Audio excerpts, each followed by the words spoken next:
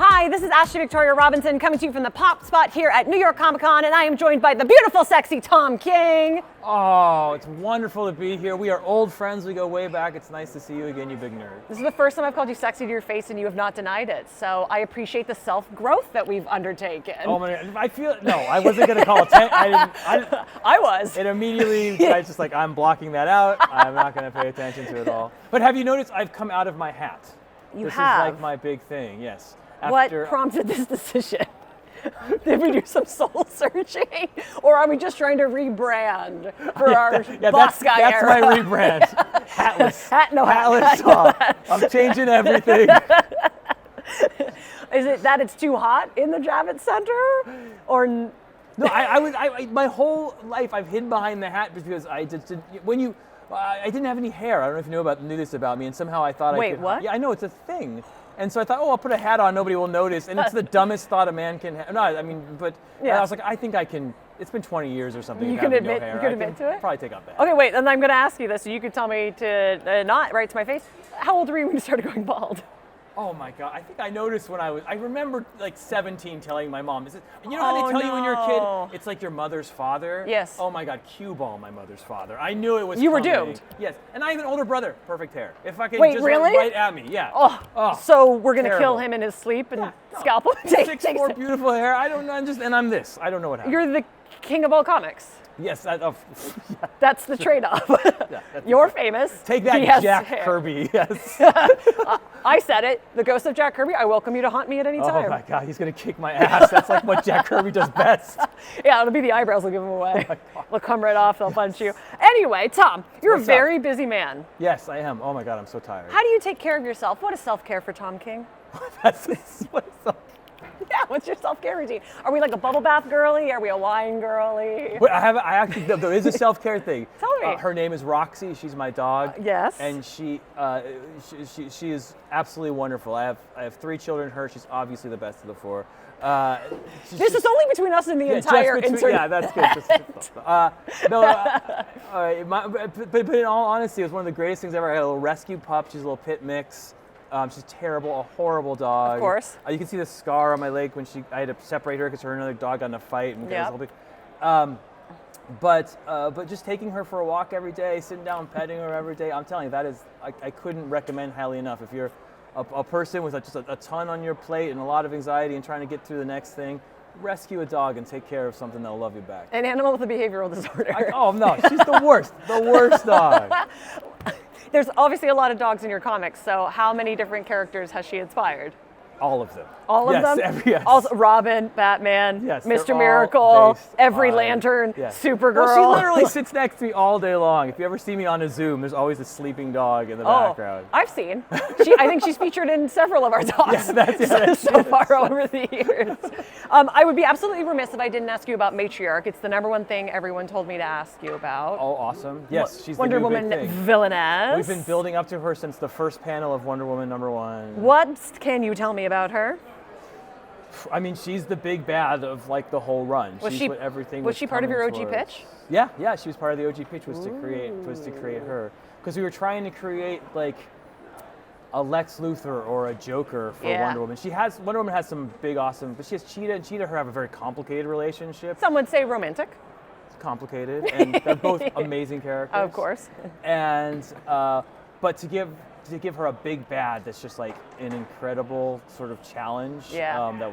That's what we're building towards, and we started with Sovereigns, and that was kind of our smoke screen, if you will, because what was behind Sovereign is this future of what becomes Matriarch, and so she's kind of the daughter of Sovereign and an Amazon, and you see these sort of flashes in the future where she's sort of taken over the entire planet and everyone bows down to her, and except Wonder Woman. I'm noticing now that big, strong women are becoming a part of the Tom King brand. Oh my! I'm here for it. I haven't written boys in a while. It's been some time. I do feel like we're revealing parts of your psyche, though. I feel like it's a very specific chat that you're a part of on the internet. I've written hundreds of issues, not hundreds, but I've written over 100 issues of Batman. I've done some punching, big strong men punching other strong men. No, I'm here for the big strong women punching each other. Well, yeah. Who would be a fun, older adversary to bring back for Wonder Woman? And I'm fishing for the answer, Mouse Man. Wonder Woman has a bizarre gallery of villains. Very uniquely bizarre. Yeah, if you go back, and some of them are problematic and horrible. Some. Most, I know. I was giving her some credit. Yeah. So it's harder to steal from her past. It's harder to find a Kite Man in the sort of the Wonder Woman past. But there are some weird ones. So I brought Mouse Man into it and made him just a horrible, horrible person. Yeah. Who has his own country that he's torturing. But that was of course, all of that was to lead to Matriarch because she's born in Mouse Man's country under his protection. And she's, the first act is Wonder Woman saves the baby that will one day become this huge adversary for her. Oh, so you're doing the would you go back in time? Oh, there's so much of all this stuff. Yeah. And Trinity, and that's Wonder Woman's daughter, and Matriarch are obviously babies at the same time and are sort of going to be raised in parallel and become totally different things in the future, Ooh, I never realized that parallel. Oh Tom, my God. you're so smart. There's layers. There are layers. You're so smart and so good at your job. No, I'm trying. You are. I just enjoy writing comics, that's all it is. But you have your fingers in so many different aspects of the DC Comics pie. Like you're doing comics, you're doing animation, you're doing live action, you're doing film. How would you describe your relationship to DC? All-encompassing. Ooh, that's a good one. It's like you're a professional writer or something. Yes, my relationship to DC is one of love. I love these characters. I love their potential. I love what they've been, and I love what they could be. And it's my job to make them as good as they can be. Ooh, I love that. Thanks. You've been in Camp Wonder Woman for a while now. Yes, so many. Yes. Are there any DC Comics characters that you would like to either revisit? Maybe the New Gods, they're so great, or are you just looking to like, what's the next new thing I'm going to take on? Who's the next new character? What's the next new property? Like, are you more interested in forward or backward? I mean, both things are true. I mean, you're talking about New Gods. I'm working on Mr. Miracle animated show now, so that's kind of my life now. Is living in sort of that wonderful Kirby New Gods life. And I wrote the New Gods movie back in the day. That never. Back in the before times. Back in the before times. Yeah. So many press releases ago. Yes. So that. It's almost never mattered to me sort of what character. You cut your teeth on these. I won't say less popular, but like Omega Man. Yeah, and Vision, and these characters who are not Batman, Wonder Woman, Superman, and you slayed at that. So now we're letting you slay the big guys. I like doing small, I like doing big. What I most like is finding a partner, like I did at Wonder Woman with Daniel Sampour, or Trinity with Glenn Ortega. Like it's more important to me the people I'm working with than the character I'm working on. I feel like every character has something. I mean, comic book characters are like all of us. There's something, genuine and beautiful in each of us, and you just got to find that thing that's interesting and wonderful in them and bring it out. So what is interesting and wonderful and beautiful in Matriarch that you're bringing out? Oh my God, are you kidding? She has a Green Lantern ring and a Legion ring. Oh, I mean, that is living the dream. And she killed the entire Justice League. And every single one of them died saying with Wonder Woman on their lips as their last words. All of us on our worst day. That is beauty. That is beauty. Yeah. It's not a wonderful beauty, but it's a beauty. Would you rather be a Green Lantern or a member of the Legion? Oh man. I know. Now you've asked. Legion. I'm a diehard Legion fan. That was like my fanboy when I was a kid. I was like Archie Legion. No, like Legion of Superheroes. Yeah. But there's the era that's called the Archie Legion. Oh no, that's actually what I left. No, my favorite. When Archie comics crossed over with that's the next thing you write. Yes. No, I remember Archie Legion. I remember them bursting out of their little cage. Yes. Yeah. Which was the end of my favorite era of the Legion. So you're kind of bringing a thing, which was 5 Year Later Legion. Yeah. Which nobody remembers, but if they're wrong. People are always like, Tom, you steal from Watchmen. I steal from Watchmen all the time. But what I really steal from is Keith Giffen and 5 Year Later Legion. I love that run, and you see it throughout all my stuff. So what we're saying is that people need to do better research when they come and insult you to your face and tell you what you steal from. No. I steal from Watchmen too. No, they know. No, I'm an equal stealer. Yeah. Equal opportunity thief. For sure. When you're hanging out in Artist Alley at an event like New York Comic Con, what are most people coming up to you to talk about? I mean, right now it's Supergirl. It's all Supergirl. Yeah. It's Supergirl is just a gift. I don't need one of these things you can't even believe happened to you. And so, oh my God, we broke Comic-Con. That was a Supergirl fan right back there. Be like, yes. It's right now. It's a ton of Supergirl. with the movie coming up, with the incredible appearance of her in the Superman movie at the end, Millie killing it. Yeah. Oh my God! And that book, I've written a lot of books. Some of them are very dense. Some of them are very esoteric. That's a good word. Oh yeah, it's an esoteric word.